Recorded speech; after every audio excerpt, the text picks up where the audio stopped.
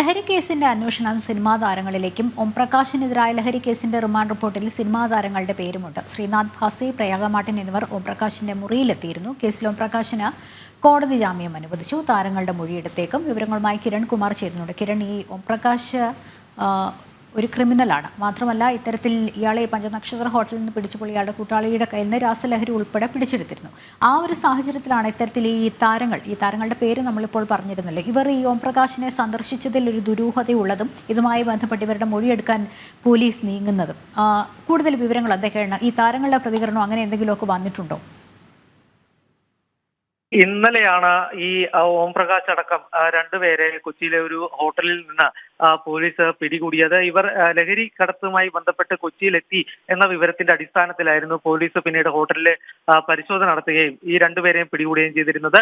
ഇന്നലെ ഇവരെ പിടികൂടുന്ന സമയത്ത് തന്നെ ഇവരുടെ മുറിയിൽ നിന്ന് മദ്യക്കുപ്പികളും ഒപ്പം തന്നെ രാസലഹരികളും പോലീസ് കണ്ടെത്തിയിരുന്നു. ഇന്ന് ഇവരുടെ അറസ്റ്റ് രേഖപ്പെടുത്തി കോടതിയിൽ ഹാജരാക്കുന്ന സമയത്താണ് പോലീസ് ഇത് സംബന്ധിച്ചുള്ള റിമാൻഡ് റിപ്പോർട്ട് കോടതിയിൽ സമർപ്പിച്ചത്. ഈ റിമാൻഡ് റിപ്പോർട്ടിലാണ് സിനിമാ താരങ്ങളുടെ അടക്കമുള്ള പേരുകൾ കൂടി പരാമർശിക്കുന്നത്. രണ്ട് താരങ്ങളാണ് പ്രധാനമായിട്ടും ഈ സിനിമാ മേഖലയിൽ നിന്ന് ഈ ഓംപ്രകാശിന്റെ മുറി സന്ദർശിച്ചതായിട്ട് കണ്ടെത്താൻ സാധിച്ചിരിക്കുന്നത്. ശ്രീനാഥ് ഭാസി, ഒപ്പം തന്നെ പ്രയാഗ മാർട്ടിൻ, ഇവർ രണ്ടുപേരും ഇന്നലെ ഓംപ്രകാശിന്റെ മുറിയിൽ എത്തിയിരുന്നു എന്നുള്ളൊരു വിവരമാണ് പോലീസ് ഈ റിമാൻഡ് റിപ്പോർട്ടിൽ പറയുന്നത്. ഈ പഞ്ചനക്ഷത്ര ഹോട്ടലിൽ 3 മുറികളായിരുന്നു ഓംപ്രകാശും സംഘങ്ങളും ബുക്ക് ചെയ്തിരുന്നത്.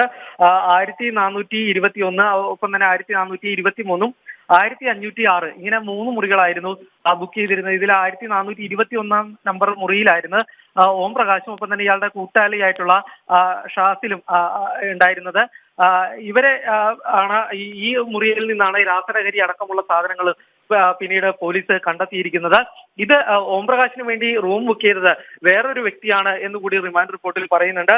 ഒരു ബോബി ചലപതി എന്ന ഒരു വ്യക്തിയുടെ പേരിലാണ് ഈ 3 മുറികളും ബുക്ക് ചെയ്തിരുന്നത്. ഇവർ ഇവിടെ രാസലഹരി ഉപയോഗിച്ചുകൊണ്ടുള്ള പാർട്ടി നടത്തി എന്നുള്ളൊരു കണ്ടെത്തൽ തന്നെയാണ് പോലീസിന്റെ ഭാഗത്തു നിന്നും ഉണ്ടായിരിക്കുന്നത്. ഒപ്പം തന്നെ ഇന്നലെ കൊച്ചിയിൽ ഒരു DJ പാർട്ടി കൂടി നടന്നിരുന്നു. ഈ DJ പാർട്ടിയിലേക്ക് എത്തിക്കുന്നതിന് വേണ്ടി അടക്കം ഇവർ ലഹരി മരുന്ന് കൊണ്ടുവന്നതായിട്ടാണ് പോലീസിന്റെ പ്രാഥമികമായിട്ടുള്ള അന്വേഷണത്തിൽ നിന്ന് വ്യക്തമാകുന്നത്. ഏതായാലും ഈ സിനിമാ മേഖലയിൽ നിന്നുള്ള രണ്ടുപേർ ഇവർ എന്തിനെ ഇവിടെ എത്തിയിരുന്നു എന്ന അടക്കമുള്ള കാര്യങ്ങൾ ഏതായാലും പോലീസ് പരിശോധിച്ചു വരികയാണ്. എന്നാൽ ഈ ഓംപ്രകാശ് അടക്കമുള്ള പ്രതികൾക്ക് ഇപ്പോൾ കോടതി ജാമ്യം അനുവദിച്ചിട്ടുണ്ട്. അതിന് പ്രധാന കാരണമായിട്ട് കോടതി ചൂണ്ടിക്കാണിക്കുന്ന ഒരു കാര്യം, കോടതിയുടെ ഒരു നിരീക്ഷണം എന്നുള്ളത്, ഇവർ ലഹരി ഉപയോഗിച്ചതിനായിട്ട് തെളിവില്ല. ഇവരുടെ മുറിയിൽ നിന്ന് രാസലഹരി കൊക്കൈൻ പിടികൂടിയിട്ടുണ്ട്. എന്നിരുന്നാൽ പോലും ഇവർ ഉപയോഗിച്ചതിനായിട്ട് തെളിവില്ല. എന്നിരുന്നാൽ പോലും ഇവർക്ക് വ്യവസ്ഥകളോടുകൂടി തന്നെയാണ് ഇപ്പോൾ ജാമ്യം അനുവദിച്ചിരിക്കുന്നത്. ഏതെങ്കിലും തരത്തിൽ പോലീസ് ചോദ്യം ചെയ്യലിൽ വിളിപ്പിക്കേണ്ടതായിട്ടുള്ള സാഹചര്യം ഉണ്ടെങ്കിൽ ഹാജരാകണം എന്നുള്ള നിർദ്ദേശം നൽകിക്കൊണ്ട് തന്നെയാണ് ഏതായാലും ഇവർക്ക് ജാമ്യം അനുവദിച്ചിരിക്കുന്നത്.